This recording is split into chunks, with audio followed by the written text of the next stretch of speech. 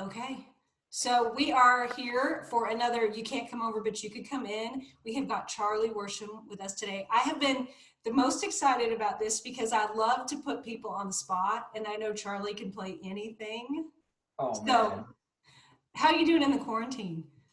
Good, good. I'm excited to be put on the spot. I just cut the grass. Uh it's you know what? I've hit and I don't know about how it's been for you, but it's every couple weeks it's a new phase of quarantine. And like a couple weeks ago it was like bread making week, Yeah. and that's how I was coping. And but as of this week, I kind of feel more settled in this rhythm than I than in the one that was normal life before all this. And there's a part of me, not making light of this, the hardship that so many people are going through, and the craziness and upside down nature of all this. But I kind of, part of me hopes that in some ways we don't go back to the way it was before. We, of course, go back to like where we can all Yeah. be together and all that, but like that we take from this season a few things, because it makes certain things possible that, like time with my wife, for one thing. Anyway, all that to say, I'm doing well. I've heard a lot of people have said they hope we take things from this, and that there are a lot of good things happening. Like, I use this example because I've actually had the pleasure of being there, but Venice in Italy, the swans are in the canals for the first time in decades. And, Right. when I was there, it was nasty. I mean, I was thinking, boy, I wouldn't want to fall in that water. So I think there's some really good things, and it is forcing people to. I don't have children, so it's easy for me to say this, but my mom was saying people are having to be parents. And, you know, I've been cleaning my house more. I mean, Yeah. things that we don't do that really, I mean, I get a lot of joy out of cleaning my house right now. I mean, that sounds Hmm. nuts, but, just those kinds of things that we let slide, or that if we have the fortune of paying someone else to do, that we're doing. And then, yeah, just like, connecting with people. I think it's way different. Yeah, it's the most social media has ever been. Yes. I mean, I keep saying it over and over, but I hated social media. Hmm. And this has made me really see what the good in it, of the connecting and like doing these things. I see what it does for people and what it does for us. I mean, to those of us that are used to being out on the road playing music, and you take that away from us, you're taking something pretty big. Yeah.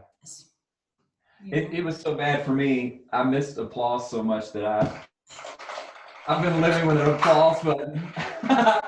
It can stop very quickly too. But you know what I mean? It's amazing how much that was the most important member of the band, and I never knew it. And I imagine for comedians, I don't know about you, I'm a big fan of watching all the late night hosts. I think what they do is such a fascinating and important job, and very difficult job to be comedic. And I mean, we have what we have with performance, but to watch them do their job without laughter, to know hmm. how you're doing it, is pretty wild thing. Yeah, I hadn't thought about that. I've been working on this musical. Started out as Hee Haw, then it became Moonshine. Now it's called Shucked, and I've been working on it with Shane McAnally for 7.5 years, and we're working on it a lot right now. And the guy Robert Horn, who writes the book, which for anybody that doesn't know musicals, it's anything that's not sung. I think his job is harder right now because he doesn't have anybody to laugh at what he's saying. I hadn't thought about that, but that's very true. Yeah. Oh, I'm so excited to hear, by the way, that y'all are working on that. I remember when we were on tour a couple of years ago, there'd be a couple of days you'd be, in the dressing room or whatever, We writing were, virtually. Back when we thought that would be, an emergency only you know, writing. it's funny you would bring that up because that was another time that was crunch time on that musical. I remember anytime I had to write, I was writing that musical. And it's a lot like that now. We had opened it in Dallas. Um, Gosh, I can't remember the year, but Mhm. basically, and then it sort of took a pause, and now it was supposed to open in Washington D.C. in September, and that got canceled because of coronavirus. So they're going to try to take it straight to Broadway. So Cool. we're really in the crunch time because Yeah. I mean, Broadway is so affected by all of this, and probably will be longer because of it being in New York City. And a lot of shows won't survive the downtime, and there's a lot the up in the air there. But we have to be ready to go. So we've been working this way, and sometimes when it's the director and all the set designer and all that, sometimes it's one of these Zoom calls that's literally 3 pages long. I always say it's like 3 Brady Bunches, but more than Yeah. it's people. So I was thinking about it before this all started. You had an ACM nomination. I did. It's such the craziest. Oh man, it made me tear up thinking about it. Just surprised. I was so surprised, so shocked, and I think I have this feeling it's all Vince Gill's fault because I was playing in his band last year, and like most great things that have happened in my life, he are directly or indirectly because of him. But and then playing with Old Crow Medicine Show, but man, that's just a wild little treat. I feel like I won just by being included, in such great company. But Well, you definitely deserved it. And banjo's where you started, wasn't it? it is, and I was going to tell you, y'all renamed the musical to Shucked. I happen to be really good at playing a song called "Shuckin' the Corn" on banjo. So if y'all need any help, We might. I mean, we need all the help we can get. Be careful because every time somebody throws their hat in the ring, they end up in this thing. Like for yeah. better. Oh, I love it. I love it. Well, I never wear a hat, but I'll find some and throw them in the air. Sure. Well, and Shane and I pushed really hard for we don't have our Broadway band yet, but pushed really hard for authentic country singers, country musicians. I mean, you're probably gonna get a phone call. Okay. Awesome. All right. I love at it. least, at least for the soundtrack album. But Yeah. yeah. Well, hey, speaking of nominations, it's your release date would have been too late for the current batch, but your new record, uh, and I think I tweeted about this or something, but and it really happened. I was listening to it, I was like, oh man, Brandy's got a new record out. Back in the days where we could go to the YMCA or whatever, and I'm there in the YMCA on the treadmill or whatever, and I'm just song after song. I'm starting to like visibly cry, but the one that got me was Bad Car, because I drive an old Camry, and I've never cared about my car until I got married and found out that other human beings, at least have a certain standard of presentability that they tend to worry about with their vehicles. But I love my old car, and it was like a scene from my future, and that whole record just takes me so many places. So congratulations on that record. It's album of the year for me already. So when the next nomination season comes, I fully expect to see it lighten up the scoreboard. Well, thank you. When you texted me that, it made me cry. Oh, It really did, making me tear up right now because you're one of those people that I really have hold in high regard because you're so good and you're such a kind person on top of it. Not, and I mean, we're lucky you're talking about Vince Gill. We get to work with a lot. I've never worked with Vince like you. He did sing on a record for me though and was so kind, and we're lucky we work in a business where the majority of the people I feel like are kind and just love music, and you're one of yeah. them. I mean, you know, Well, I you're one of feel I cherish the times we've had together on the road and doing other stuff together. It's always a blast. But that this. record, I mean, all your records to me are masterpieces, but I feel like, and I don't know if you can relate to this, but and it speaks to like the ACM nomination for me. To me, the longer I get to do this, the more I'm in awe of the fact that I still get to do this, Mhm. and and I live more and more for those moments when I feel like a kid again with music, and that's what your newest record is to me. It's this evolution of who, like, you're still becoming Brandy Clark. You know what I mean? Like Dolly Parton didn't just wake up one day and like leave the Porter Wagner show and become Dolly Parton, but she was becoming Dolly Parton this whole time. And I just feel like this was one of those milestones, this record for you, or it's like, oh wow, that's what Brandy Clark is adding to this portrait that is country music. Like it's another step deeper in who you are and your heart. And I'm just grateful we get it. And that in a time like this that we get it, because I've turned a lot more to music since being in quarantine than I was turning to it before, you know. Oh yeah. Thank you. So I'll get the music started. What's something? I mean, I'd love it if you played us something that I always ask everybody. You know, play something that made you want to write or sing, or it can even be something now. I mean, you're like a jukebox. I mean, I have. Oh, come on. You really are. Um, but I'd love it if you played something that's maybe inspiring you now or getting you through this time. Yeah, I'm going to. All right. I think you'll know this one. Ooh, what kind of guitar is that? Oh man, I'm glad you asked. So this is a Martin. They call them sinkers, and they call them that because the wood on the back and the sides, the bracing and the neck, up until 1930, Martin sourced all their wood from Belize. Oh, And the way they get it is they cut the trees down and send the logs down the river, and a third of the logs would sink. And recently they've developed technology to get those logs from the bottom of the river, and they're making guitars with this 100-year-old wood. And the only place you can get them in the world is Gruen Guitars in Nashville.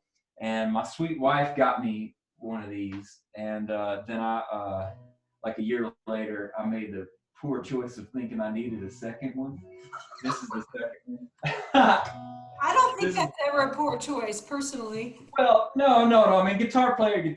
Of course, we have our mentality, you know. But it's also probably why my car is less presentable, because I'm not worried. You know what I mean? I'm like, any spare dollar amount goes into the guitar fund in my brain. So anyway, I would say I've never owned a car that is worth more than my guitar. And I went into Gruen to get my nephew a guitar, and I've picked up this guitar that I thought was a toy. I thought, oh, this would be a good starter, and it was a Waterloo. And it wasn't a starter, and I walked out with it, and he still didn't have a guitar. So yeah.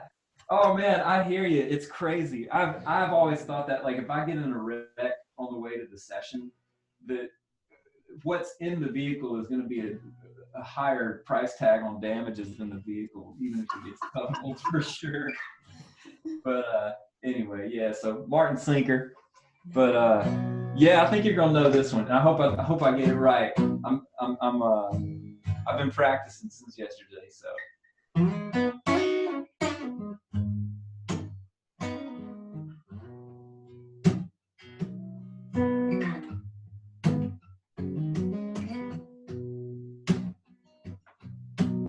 I just skipped that party. Yeah, I never would have gone. Could have seen the future. I would have just stayed home. You'd be a name I didn't know, and somehow conversation with a laugh I never loved, and lips I never tasted. I don't wanna want you. I don't wanna love you. I don't wanna hate you, or even care enough to. We struck out as lovers. We struck out as friends. Is it too much to ask? Can we be strangers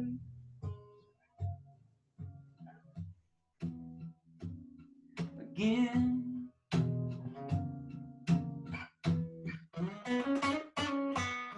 Sunny Sunday mornings, yeah, they wouldn't hurt so bad.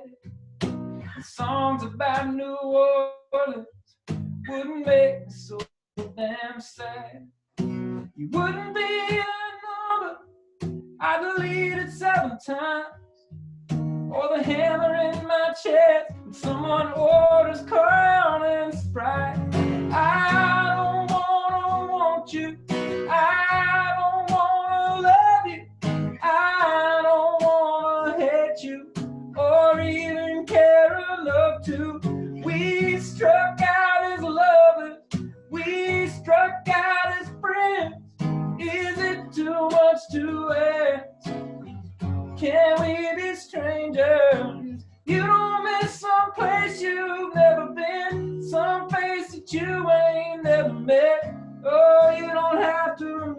but you ain't ever had to forget. I don't wanna want you, I don't wanna love you, I don't wanna hate you, or even care enough to. We struck out as lovers, we struck out as friends. Is it too much to ask? Ooh, can we be strangers again?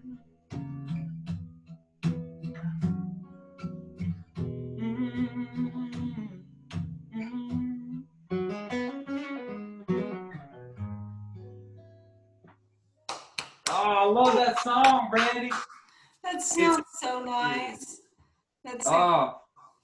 It takes me to Memphis soul. It just takes me to just to a place and a time and a feeling. I love that song so much. You know what's crazy about that is that it was a straight up country song, like as country as it gets.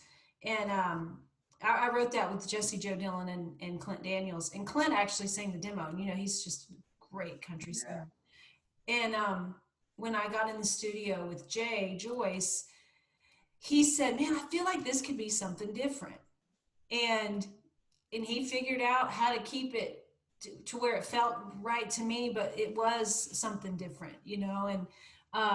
And that was before we even started working with the Memphis Strings and Horns guys. That was just he just felt something with that. I mean, he's one of those, I talk about him a lot, but it's because he's just so great. But he knows how to make something live in a different space than you would imagine it, and just it's way better than I would have imagined. You know. Oh gosh, well it's the best of what I love about you, the best of what I love about him as well, because I know what you're talking about. I'd never spent a lot of time around Jay until early this year, and got to be on some sessions for this next Eric Church record that's coming out. And the way they did this record, we were all camped out, so I had a lot of downtime with Jay and got to see behind the curtain how his brain works. And it was crazy listening to your record, having just had that experience, because as much as I love the record because I love you and your songs and your voice, and I know Jed Hughes, who was on that record, I know that was a small group of people making that record when y'all made it, and love Jed's playing. But yeah, I love Jay's fingerprint on that record too. It's pretty great. I'd be interested if you feel this way after working with him, but I'm so glad you guys are working together, by the way. I think, man, there's no telling what the two of you will come up with. And that he's having you play on this Eric record. That's amazing. I think he's the most creative person I've ever met. Like, yeah, I think if he were to have to stop creating, it would be bad. It would be like the world's the tectonic plates would shift or something. Like, he was born to create. It's crazy. He really was, because when I was working with him on this last record, and he was really sick. He and Jed both got really sick. I used to joke that Jed looked like a cartel member because he came in with this handkerchief over his face, and they tried hard to not have to miss any days, but they both got so sick there was just no way around it. But when Jay wasn't working on my record, he was downstairs painting. Like, he had really gotten into painting, and his philosophy is just, we're here to create and create as much as we can. He's just fantastic that way. Yeah, and it's a language, right? I mean, what we do is a universal language, and I mean, painting would be the same thing. And at the end of the day, I think where we all are, me and you on webcams right now to talk, we're relearning the importance of communication. And I feel like so much of modern life has become this idea of we need to do more, we need to do better, we have to do faster. And there's a great old quote by Gandhi that there is more to life than increasing its speed. Wow. And I think that's what we're all relearning right now. Communication is that piece of what's missing, you know, whether it's, I mean, I don't know about you, like I've been writing letters that I meant to write years ago. I've been making phone calls that I've been meaning to make for years. And And in its own way, that's a form of creation, you know, not to get too. No, you're right. We've lost we have lost we haven't, but we could lose the art of a lot of things. A phone call, letter writing, you're right. Those are things that we don't have time to do. I know for me, like I need to call my mom more. And I have during this because we're so just, oh, I'll text her, you know, and we don't really think about those things until we don't have that person to call or write the letter to. And I think I commend you for that. For me, I mean, I'm always trying to make myself read more. And Yeah, I haven't read as much during this quarantine as I thought I would, but there's something to that too, just slowing down. yeah. And I bought an octave mandolin, and Awesome. I've been making myself learn to play that. And somebody said something, I can't remember, it might have been, oh man, I can't think of his name. Songwriter. I love him too. I can't remember. I can't believe I can't remember his name. He's an LA guy, but he wrote something on Twitter that said, you know, we used to love to take our guitars and sit in a room all by ourselves and play for hours. Like we need. Yeah, And I thought, man, he's really right on about that. yeah. You know, you have a song. I don't know if you feel comfortable playing it on here. If you don't, that's okay because it's unreleased. But I think it's called "For the Love of It." Yeah. Oh my gosh. I'm so glad you asked because I was thinking it's hard for me to have a guitar on my lap and not at least have part of me thinking, oh gosh, what am I supposed to do with this thing? And I was like, if I do another song, I should do this one. So I'm glad you asked.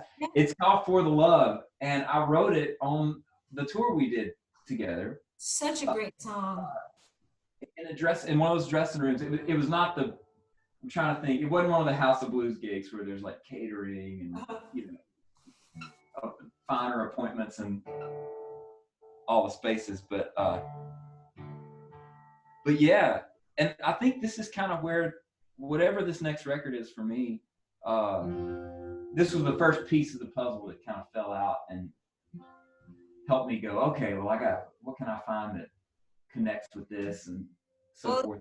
it's an amazing centerpiece to have. I mean, I'd put it up there with like 16th Avenue, uh, Oh, you know, To Do What I Do, that Alan Jackson song. oh gosh, wow, thank you. You're very sweet to say that. I was just trying to tell the truth, you know, and it's so funny. We just finished mixing the demo for it, and this drum kit behind me is my dad's old drum kit.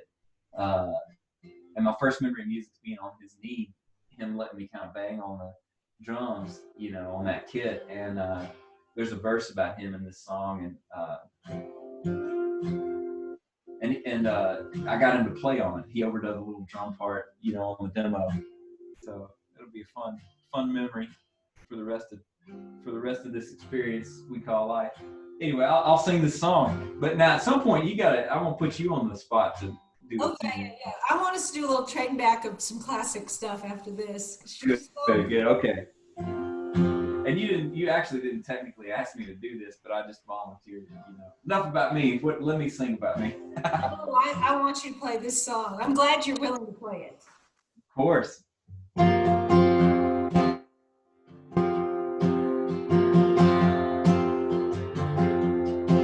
If I was in it for the money, I'd have a mansion on the hill by now.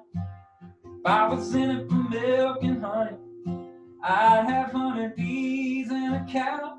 If I was in it for the fame, you already know my name. I've only ever been in it for the love. I was born to make a loud noise, a six-string troubadour, like a kid who thinks he's a cowboy with a cap gun and carousel horse. I keep running down the dream that runs in my bloodstream. I've only ever been in it for the love.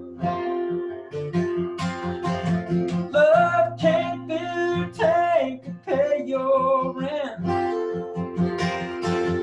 Oh, but love's the only reason that makes sense. If you can't put your heart into it, for the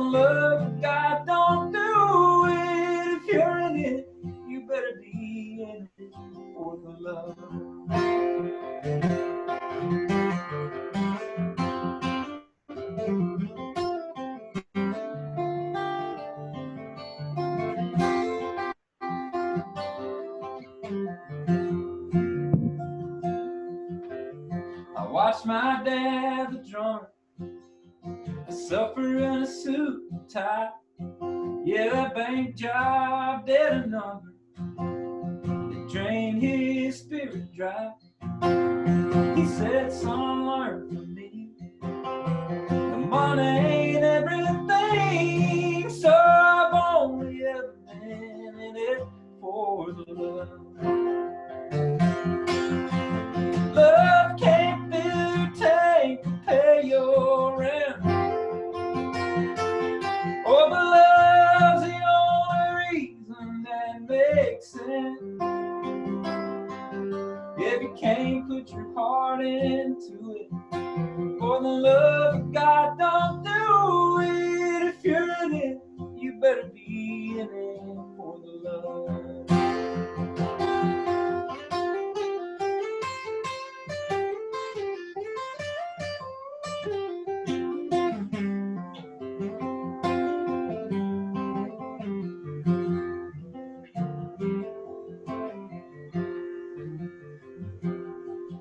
Well, I'm far from making a fortune, but I do pretty good for myself.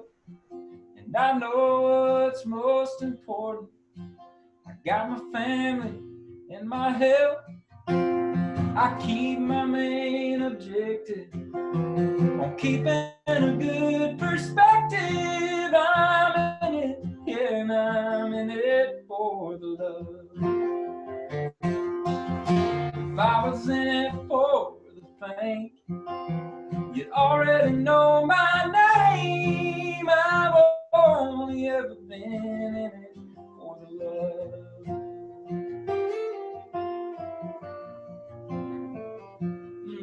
For the love. Woo. Oh, thank you. There we go. There we go. That applause button comes in handy. I think a lot more people are going to know your name after they hear that song. I have this feeling. I remember Jordan Powell played that for me the first time I ever heard it, and I just feel like that song. I think it's just going to be the centerpiece of, like you said, of your next album, and I just think it's going to be amazing. Oh, thank you, Brandy. Gosh, I love Jordan. He's such good people, and I'm so glad they're safe.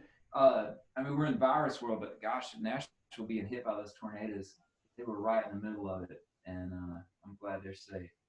Yeah, like 4 houses down, they weren't, or not very far away. Yeah, he had Jordan. I've talked about him. I did Wade Bowen's Wade's World the other night. I love Wade too. We talked about you. We talked about Jordan. Um, he's a good dude. Yeah. Well, I was thinking we're getting long on time here, but maybe we could do a couple songs that we love. I'll do this one. I have like the 5 songs that made me want to write songs. And this is one of them. Take the ribbon from my hair, shake it loose and let it fall. Lay it soft against my skin, like the shadows on the wall. Come and lay down by my side till the early morning light. All I'm taking is your time, so help me make it through the night. I don't care who's right or wrong, I won't try to understand. Let the devil take tomorrow. For tonight I need a friend. Yesterday is dead and gone, and tomorrow's out of sight. And it's sad to be alone, so help me make it through the night. I don't want to be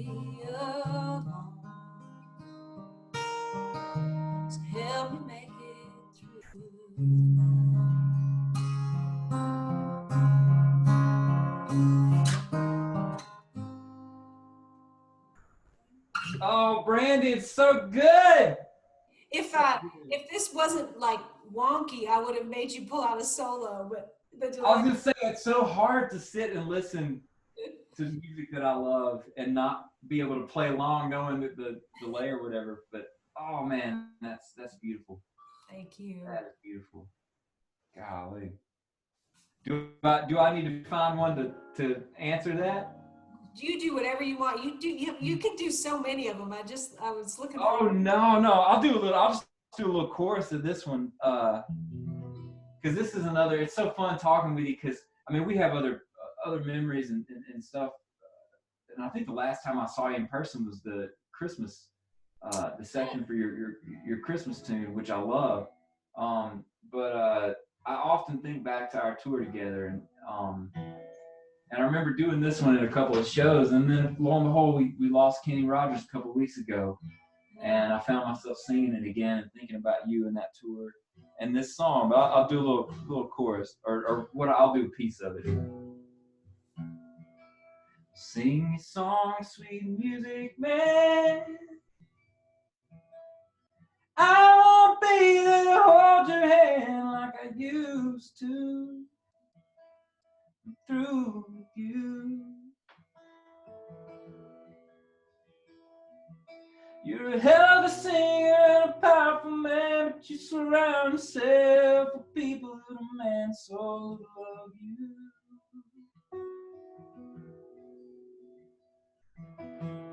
Touch my soul with your beautiful song.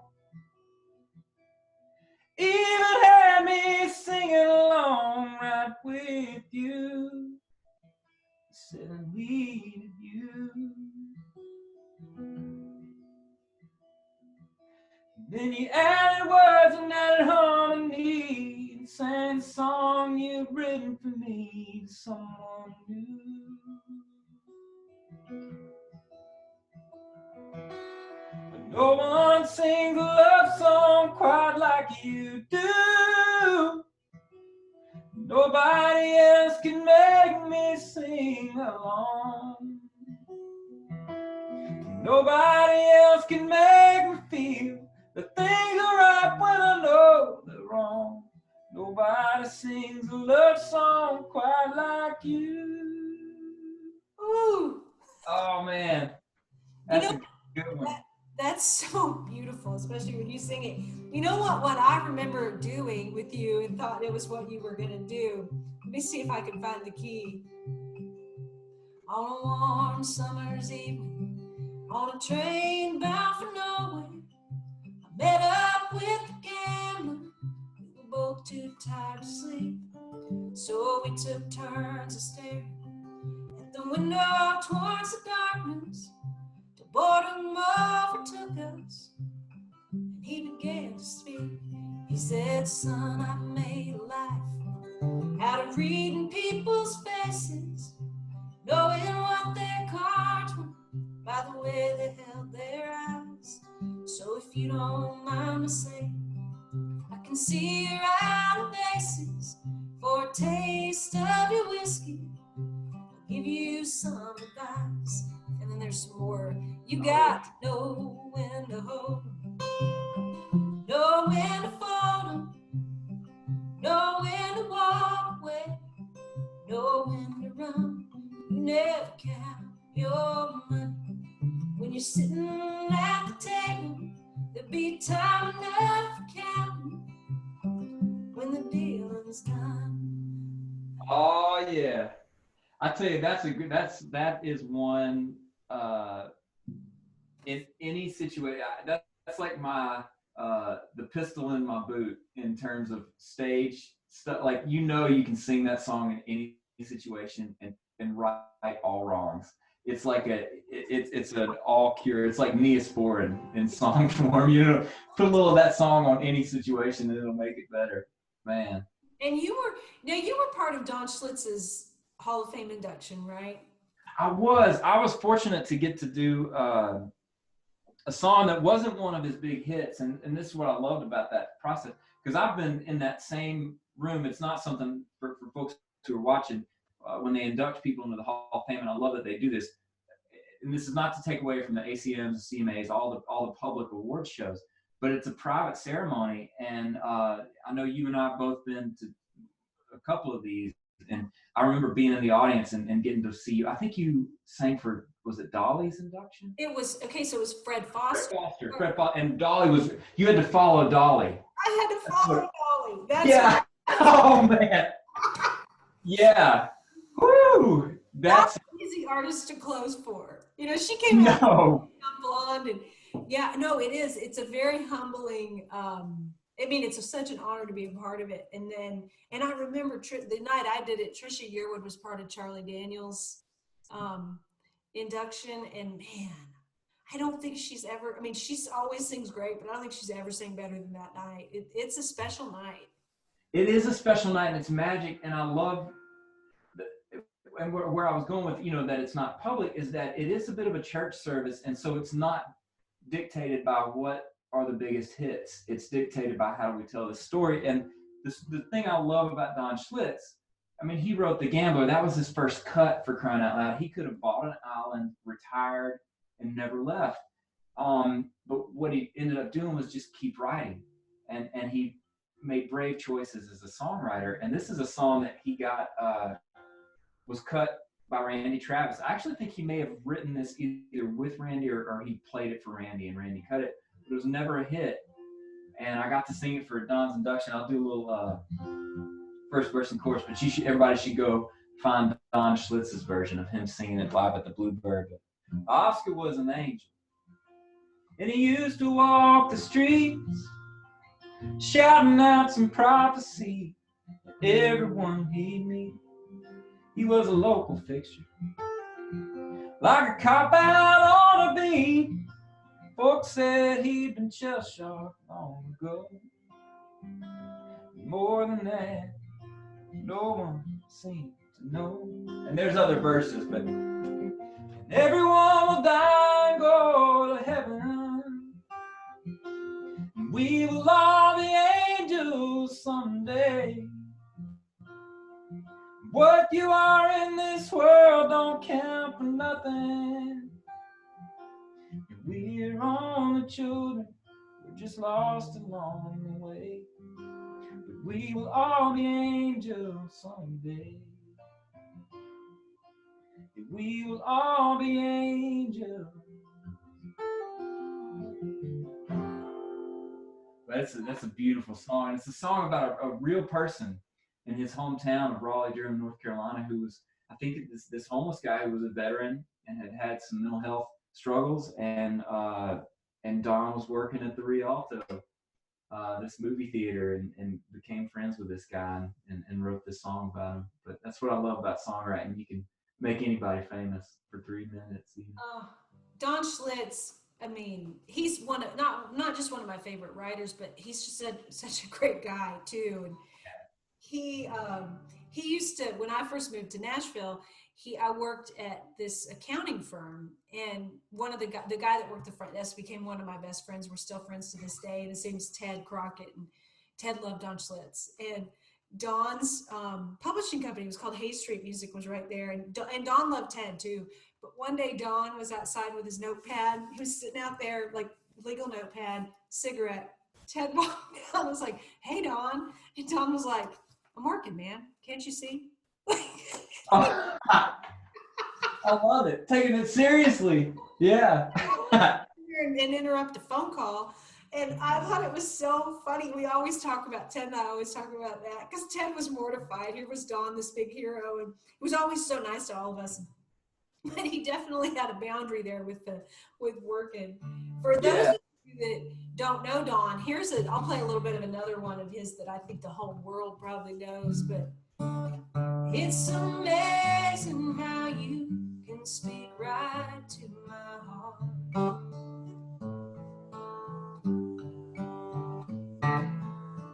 Without saying a word, you can light up the dark.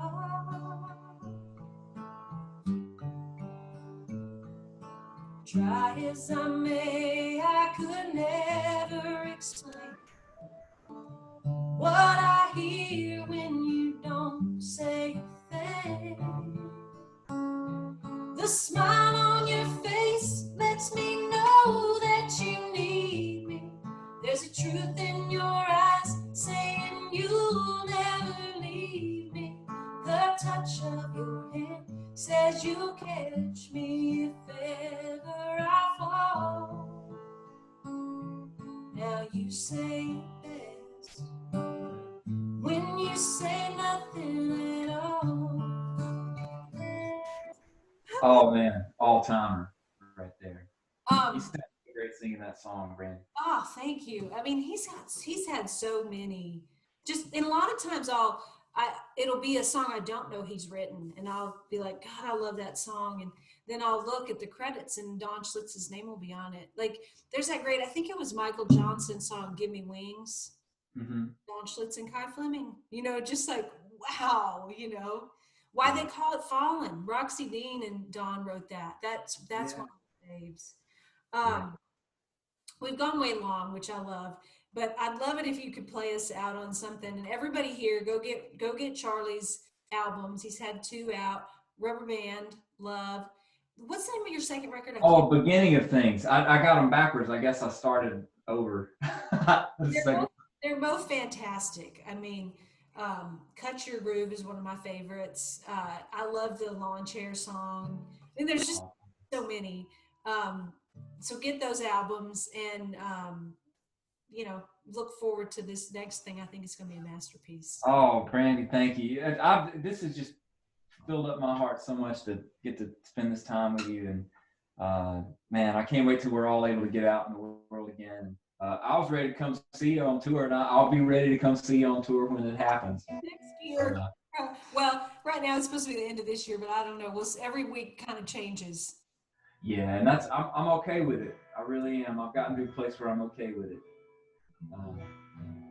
It's been healthy for me, not to count on anything past the next couple of weeks.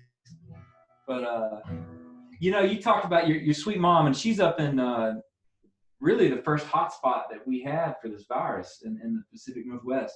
She is. She was actually, luckily, she was in Arizona when that happened. She just, Oh, which I was really happy that she wasn't there because the cases she goes to Arizona and not vacation, she's retired. Her and my stepdad, they live in this great little community in Arizona where really all they do is play music. They have a couple jam sessions a week and then they karaoke at night. They didn't get to do that as much because of the coronavirus, but it was a way better place to be. But they're back in Washington. They just went back last week. okay. Oh, I'm glad they're home safe and all that. I'll send this out to your sweet mom. This is a song about my mom.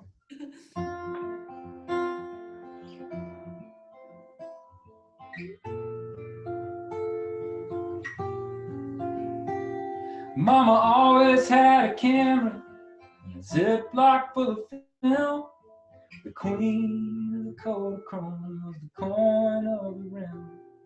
She never missed a practice or a birthday candle smile. Could ride a Tuesday night or a banjo lesson mile. I wouldn't have no proof of who and where I've been without her standing there on the other side of the land.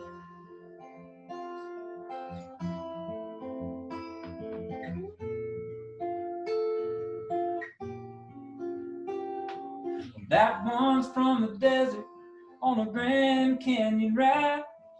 Those are Roman ruins somewhere south of back. She loved us all to Paris, got us lost on Athens streets. But how many Mississippi kids can say they've been to Greece or heard Big Band chime from the banks of the Thames?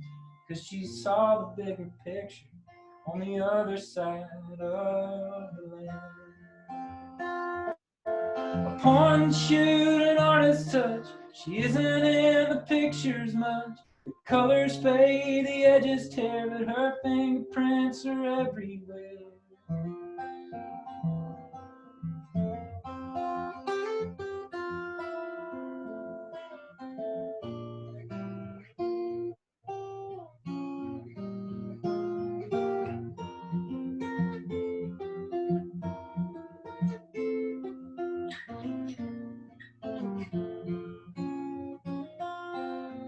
I'm swimming through the scrapbooks, and the thought occurs to me. I need a snapshot of her for my future kids to see. Something I can tell them to make them understand. The one who took these photographs made me who I am. She's the keeper of the story, all my best remember when. Yeah, this one's for my mama on the other side of the land. A point and shoot, an artist's touch. She isn't in the pictures much. The colors fade, the edges tear, but her fingerprints are everywhere.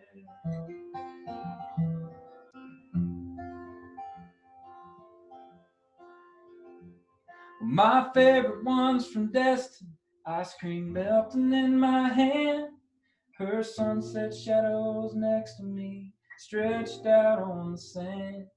I'm fogging up my goggles and those goofy looking shorts, chomping at the bit to get back on that boogie board. I can still hear her calling over the waves and the wind.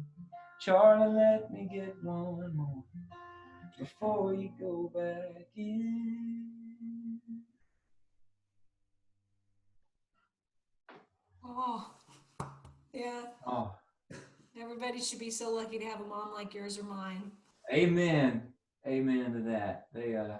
They raised us way up higher above where we were supposed to be raised. It's crazy. Yeah. Well, thank you so much for doing this. Everybody go get his records. And And hers. But they probably already have. let's hope so. But, anyways, thank you so much. And I look forward to getting in a room with you again when this is all done. Oh, me too. Me too, Brandy. Thanks for having me on. Thank you. Talk to you soon.